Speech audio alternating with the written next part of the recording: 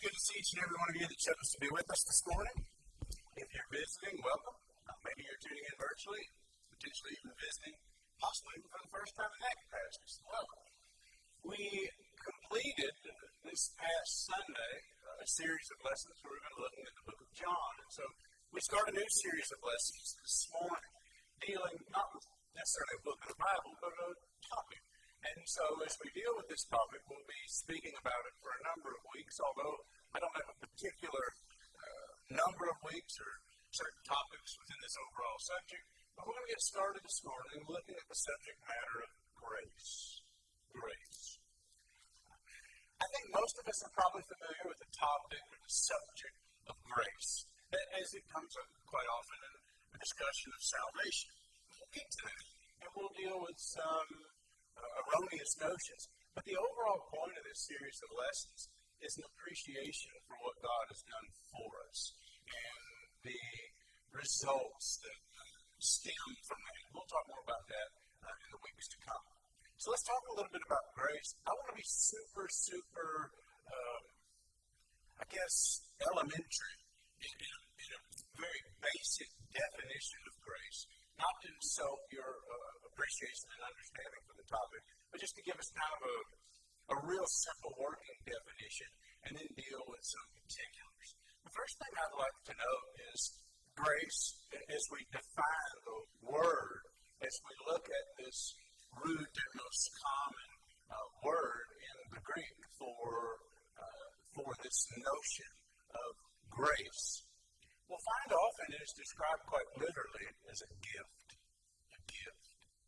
You might recall we've studied 1 Corinthians 16 often in the context of taking up a collection each week. You know, the first day of the week, you take up a collection.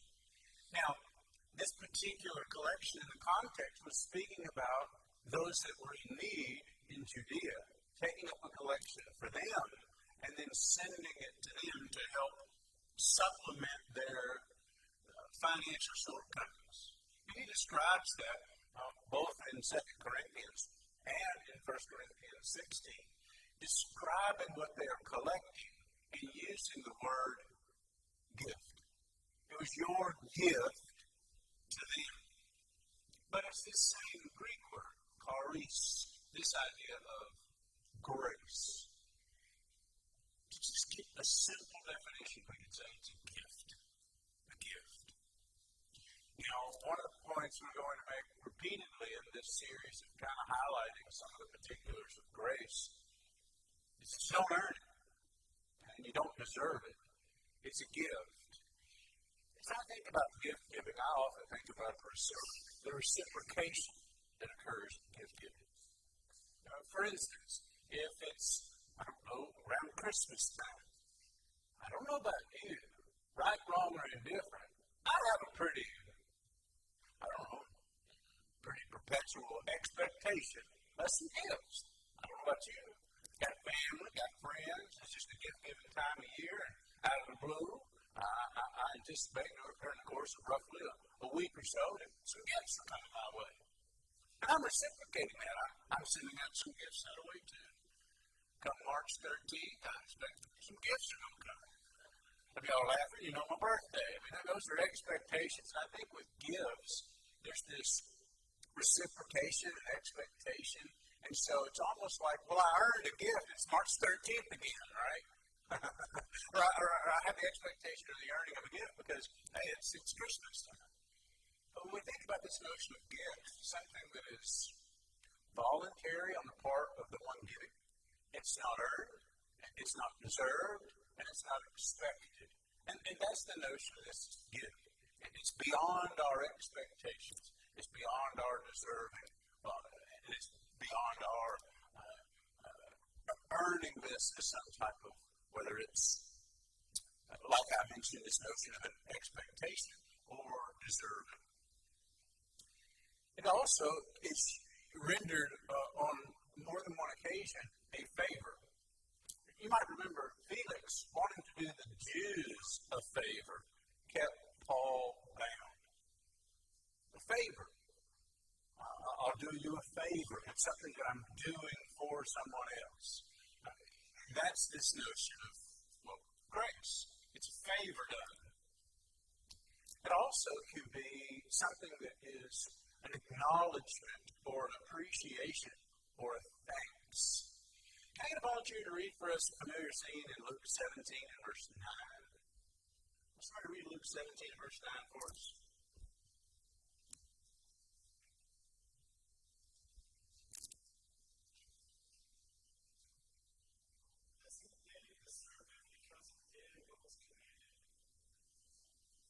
Here is the word thank. It's the same underlying word.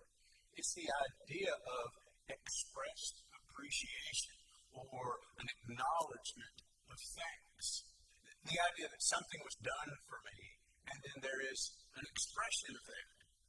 We appreciate that, right? It's the expression of something done for me with appreciation. All right? We find this word used in that sense on numerous occasions.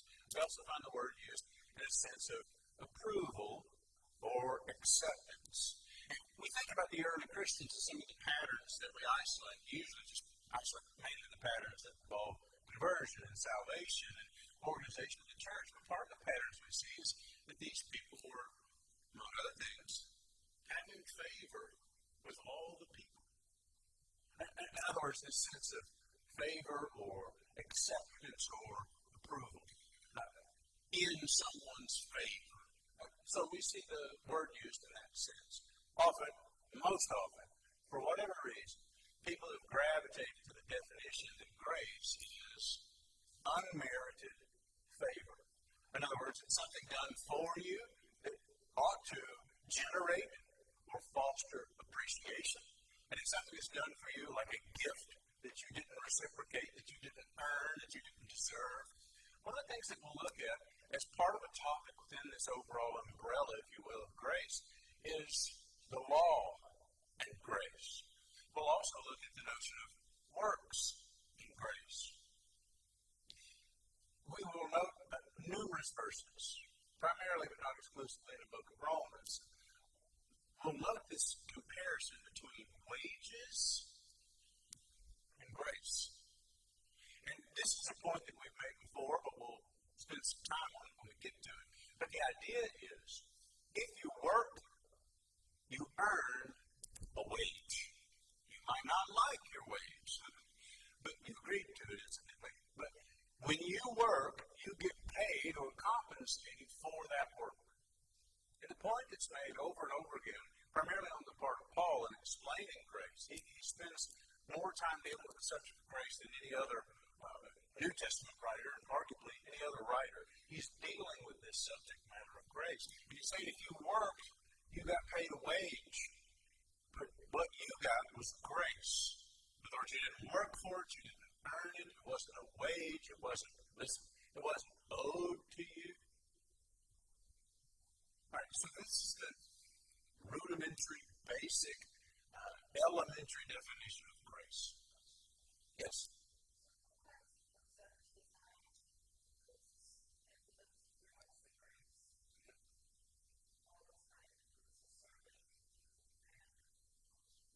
So he's saying, if you go out and work in the field, and you come back, are you really expecting thank you, or are you doing what you're supposed to do? And this is the idea of the difference between an earned wage or a gift to be thanked, or appreciated, or acknowledged.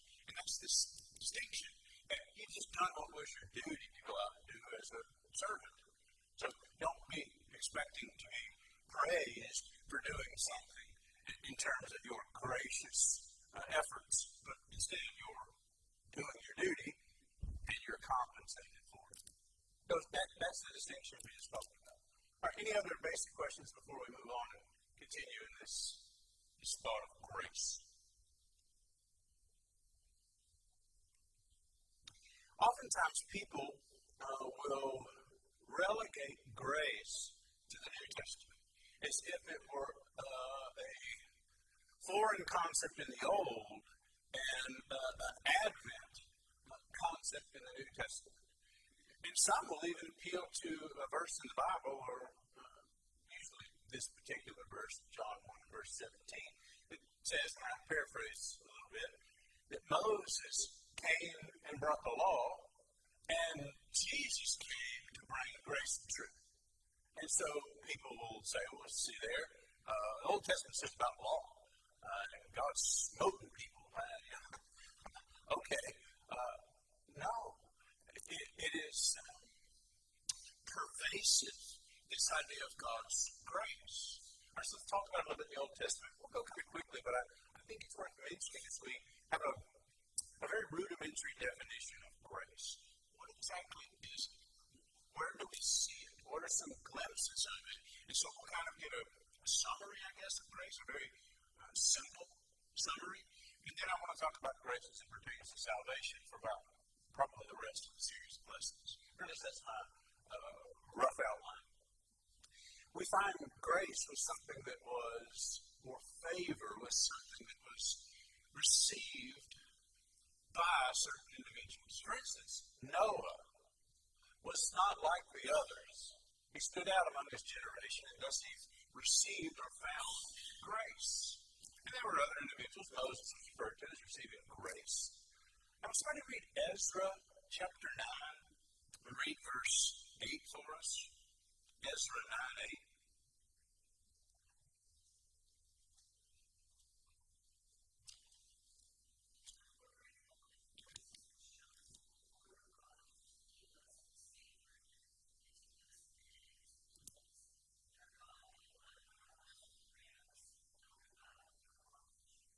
So we know the context of Israel.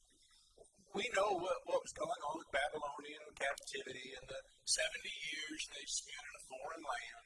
And we know that God then orchestrated and stirred up even some particular rulers to issue decrees, provide a means and the financial backing to bring the people back, to rebuild the wall, and to rebuild the temple and reinstitute not only Jewish worship, but to renew the covenant. What's interesting what Ezra says.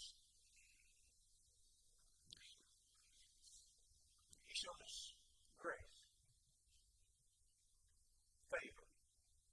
He left us a little peg or a little foothold, a little bit of hope, a remnant.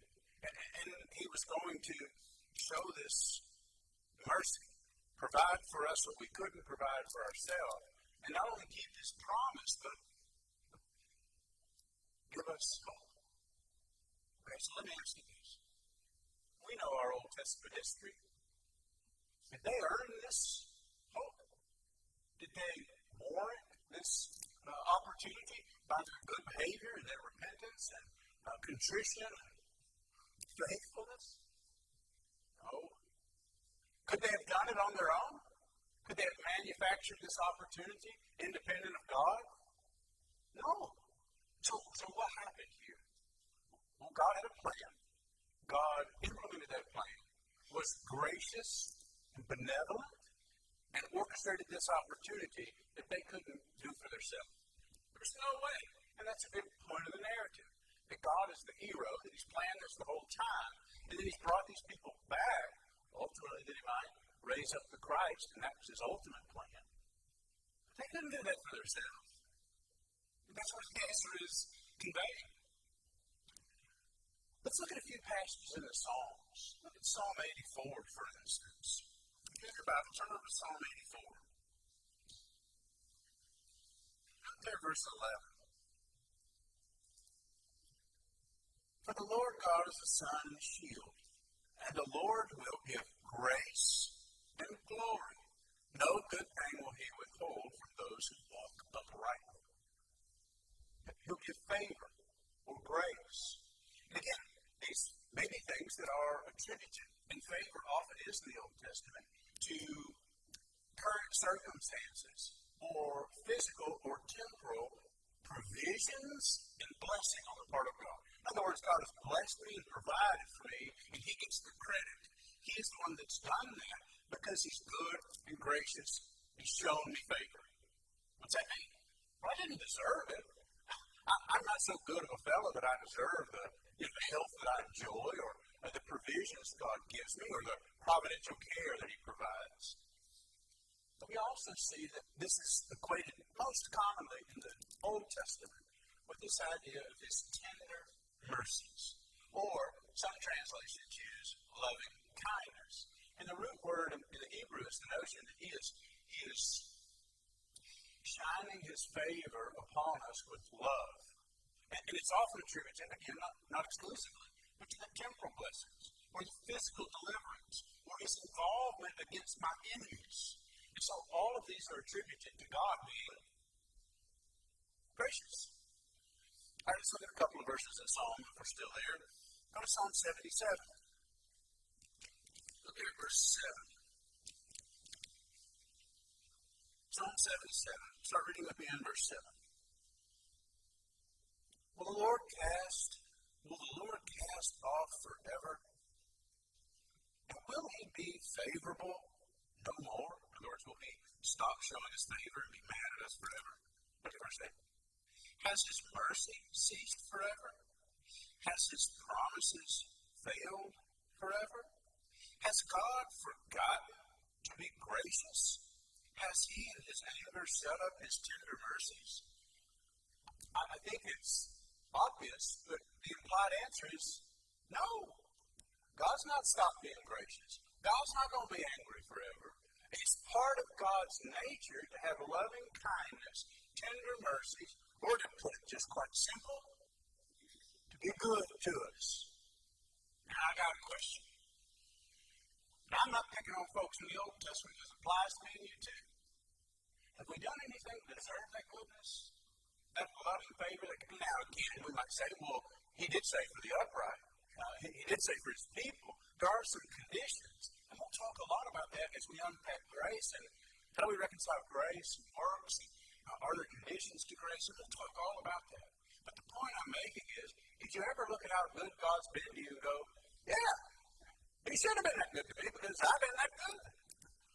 And if you say yes, then I'm glad we're doing this series of lessons, for sure.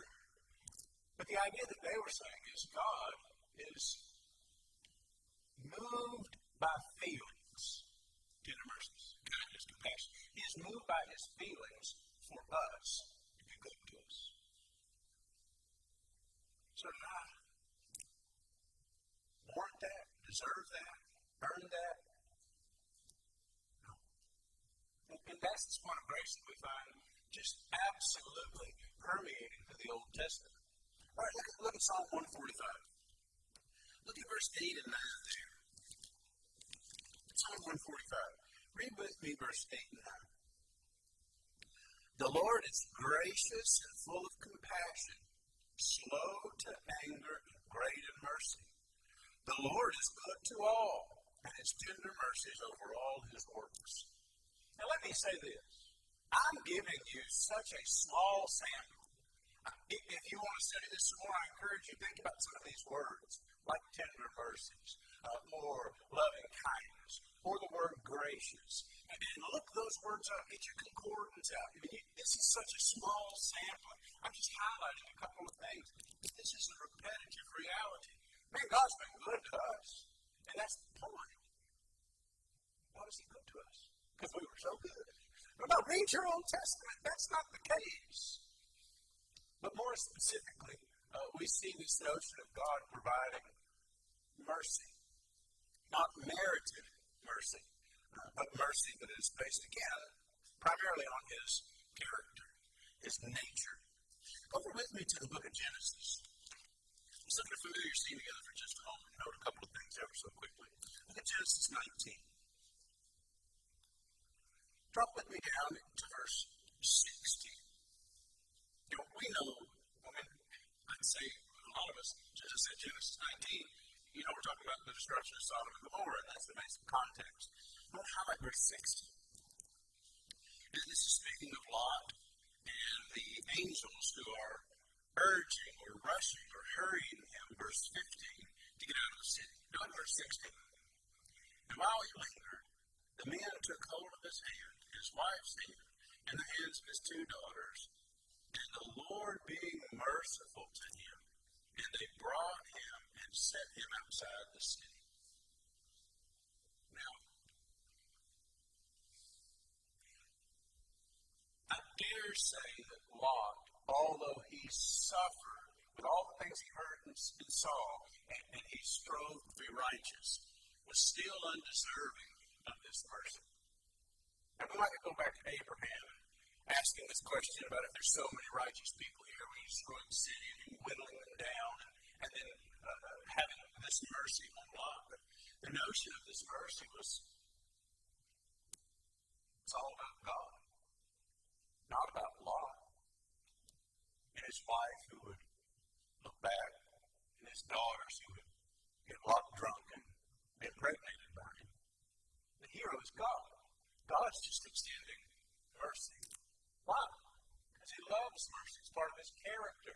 That's Exodus 34, incidentally, verse 6 through 7. And it's basically this occasion where the Lord declares part of his nature to Moses and describes himself as being gracious, merciful, long-suffering, having loving kindness, showing favor. We might think about the statement that Jonah made to that effect. I mean, I knew you'd do this. Why did I know you'd do this? Well, because I know you. And you don't want to do harm. You do want to extend tender kindness, mercy, grace.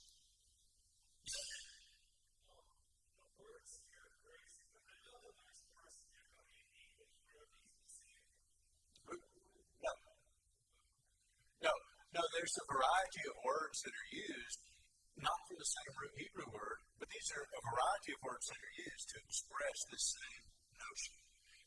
These are describing God's attributes, nature, character, and to suggest that God took on flesh and dwelt among us in the person of Jesus Christ, and then brought this notion of grace is absurd. I mean, this is part of his character and nature honestly, from Genesis 1:1 all the way to the end of Revelation, we see the grace of God. And the only way we honestly appreciate grace is to appreciate the discrepancy between our nature and God's nature. All right, but good question. Others.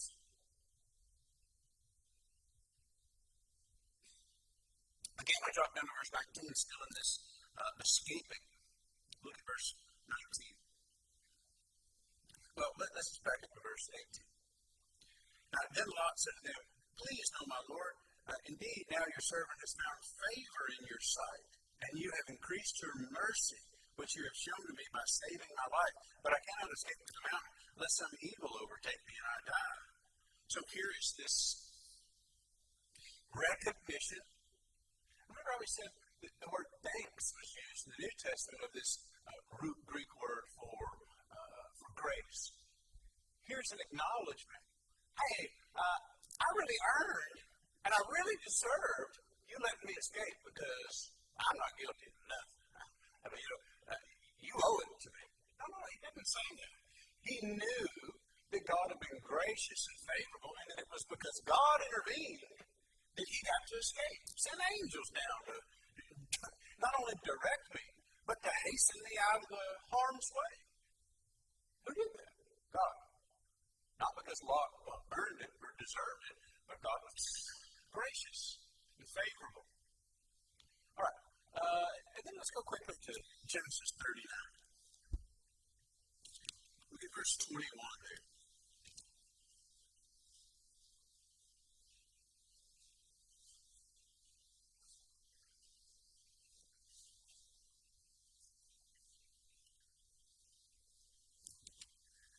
But the Lord was with Joseph and showed him mercy, and he gave him favor in the sight of the keeper of the prison.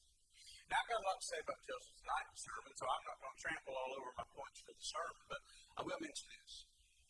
Why is it that Joseph found himself, no matter how dire the situation, being elevated to a place of prestige?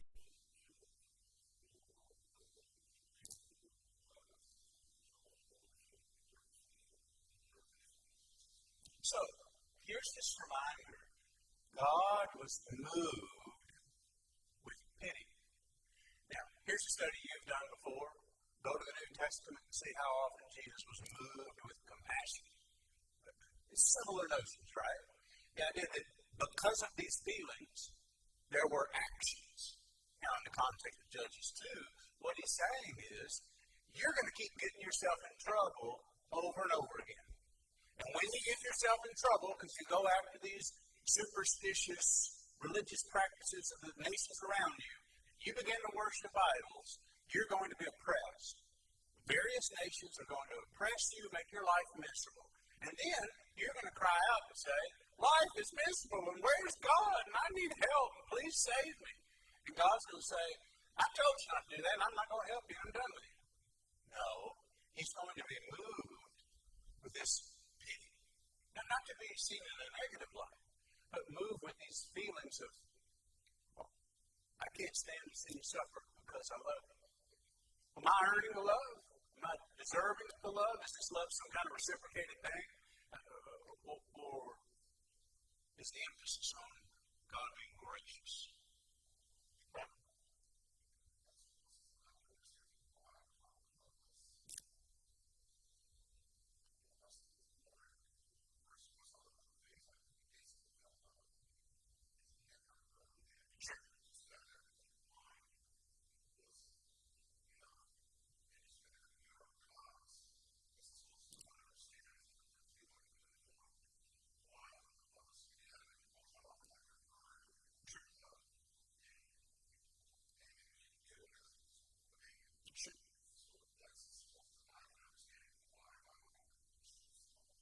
Yeah, and it's an obvious parallel, right?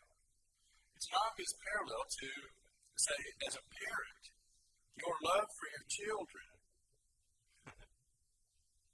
is not dependent upon their behavior. Seriously? Isn't that unconditional love? Now, there are conditions to living in my house.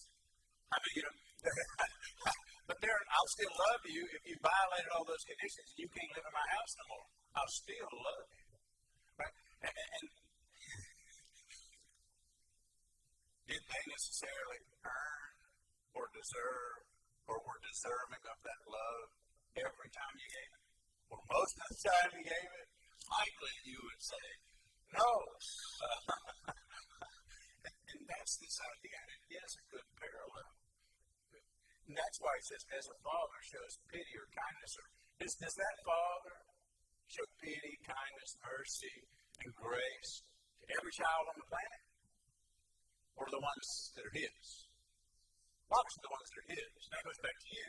I mean, the love that you had for your child when I was born, I didn't, no offense, I didn't necessarily feel anything towards that child. That was not my child. And so what he's saying, and all of this goes back to the covenant. This is a covenant relationship, a covenant promise, both in the old and in the new. And the favor that was shown, God showed it to his children. Now, he makes the sun to shine on the just and the unjust and gives them rain. And, he does things that they don't appreciate. He gives them, air to breathe and food to eat and, a healthy body and those type of things. But this favor he shows, especially as we get into the discussion of salvation, is conditional. It's for those in that covenant relationship. We'll have to talk more about that. All right. Any other thoughts before we look at the last point on this slide?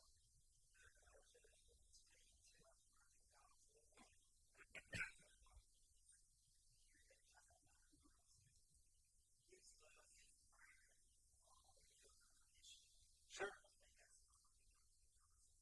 Yeah, his love is certainly transcendent. Absolutely. Now, we've already alluded to this term of unmerited favor, and I want to mention this briefly, and we may get caught by the bell. In Deuteronomy chapter 8, we've looked at this section often. I'm not going to reread it. I'm just going to make a point. And I think Deuteronomy 8 is very important. And it's very applicable. Now, to the immediate audience, the point that he's making is, I'm going to send you into a land. That land is flowing with milk and honey, and I've promised it for generations going back to Abraham. I'm going to take you, I'm going to put you in that land. And I'm going to help you drive out the inhabitants. But you are going to be the benefactor of all their labors. You're going to have cisterns you didn't dig. You're going to have vineyards you didn't plant. You're going to have fortified cities that you didn't build. But then there's the caution on the part of Deuteronomy 8. And this is a loose paraphrase. You can read the verses. I'm pretty confident most of you have. We've had lessons on it. I'm not going to revisit all that. But the point that he's making is beware, lest you forget that. I gave you power, I gave you strength, I gave you all this ability, and I gave you all this stuff. Listen, you didn't earn it, you didn't deserve it, you didn't even build that stuff, you didn't drive out the inhabitants, you didn't make the plan, you haven't providentially been keeping these people all the way to this point and done all these things to get them to where they are and give them this gift. Don't you think you earned it? That's grace. God did that. Did they deserve it? I would argue, no. And I think that we can say that all along the way, they were complaining and defiant and rebellious. Maybe just like we have tendency to do from time to time. To lack the appreciation because those things that we acknowledge, give thanks, praise, appreciate. Because we have this sense that we're owed. I think there's a whole generation of this sense of entitlement, and they're owed. And I think we really need to have a grasp on grace for a variety of reasons. One will get us out of this sense of entitlement and get us into a place of appreciation and acknowledgement. All right, let's look at a couple of passages in Joshua. Will somebody read Joshua 6 and verse 2 for us?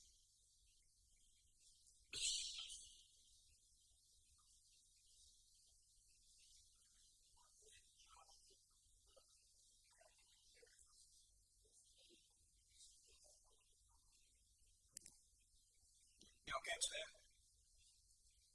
Some translations say, I've given it to you.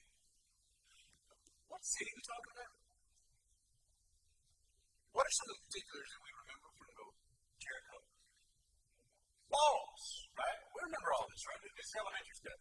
We can bring the kids in here, they know this, right? They built the walls around the city. And God said, I have given you the king and the city. In other words, I've given them to you as victory. I've already orchestrated it. You just have to trust me, walk into it, do what I tell you, and I'll give you the city. All right? And we know the particulars. We won't get into all of them. They were told to march around the city a number of times over the course of a few days, and at the end, blow some trumpets, etc. Now, okay, now listen. Then what happened? Walls fell down, they had a great victory, right? Why did they have a great victory? Now, I will concede that there were some conditions. I'm not negating that. I'm not even trying to minimize that they met the conditions to walk around the city the number of times, the way it's prescribed, blow the trumpets, etc. But did any of them come to the conclusion, man, I blew that trumpet so good I knocked that wall down? You think any of them drew that conclusion? I seriously doubt they would have just, I don't know how hard you were blowing on that trumpet, man. I was really blowing. I'd knock that wall just flat down. No, they understood. God had gave them that. Now, there were conditions, they were required to do that, and they can't deviate from those descriptions and expect the same promise. I appreciate that, but that's not the topic. The topic is praise. God gave them that. You didn't earn it by walking around the number of times prescribed or blowing the trumpet. They didn't deserve it because they were so deserving. It was given. Another example is in Joshua 8 verse 1. You might remember they went out to Ai. Going out to Ai, just a few thousand of them were defeated, and it surprised them. They found there was trouble in the camp, and Achan was isolated, and he and his family were destroyed, so that didn't affect the rest of the camp. And then they were told to go out to Ai again. We started reading Joshua 8 verse 1.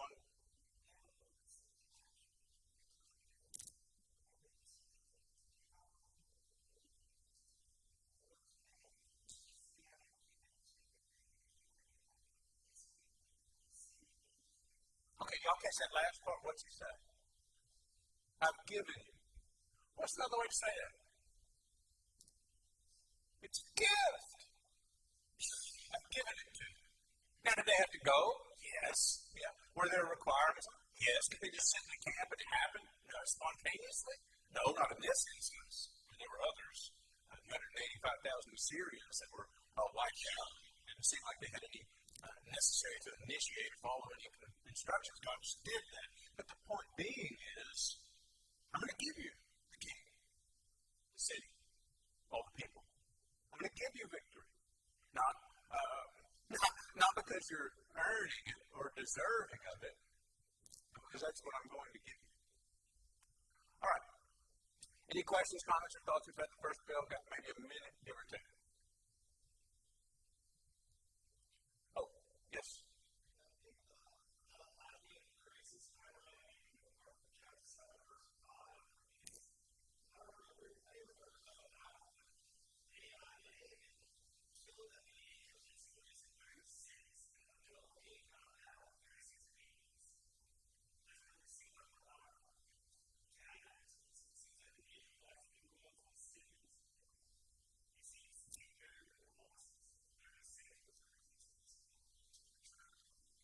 Yeah, I mean, we could note God's favor and His providential care and provision in like countless episodes and scenes, both familiar and maybe not so familiar, from Genesis all the way to Malachi. And most of that is seen in His loving kindness and His patience. I mean, if you can't appreciate reading the Old Testament, God certainly has been patient with His people. I mean, I'm not offering summaries for the whole Old Testament in that fashion, but it wouldn't be a bad one if we just said God has been very patient with His people, and that was how we summarize the Old Testament. That's it. All right, Nardio, you had a question, comment, thought?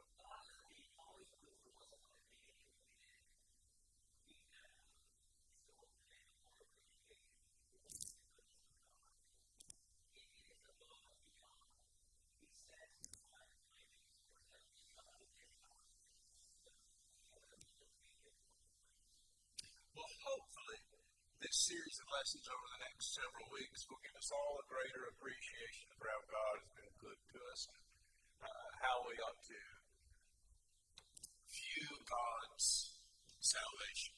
Because most of what we're going to talk about will be in the context of salvation. But again, not exclusively. And certainly God has been good to us, even when circumstances seem less than ideal. He hasn't stopped being good to us.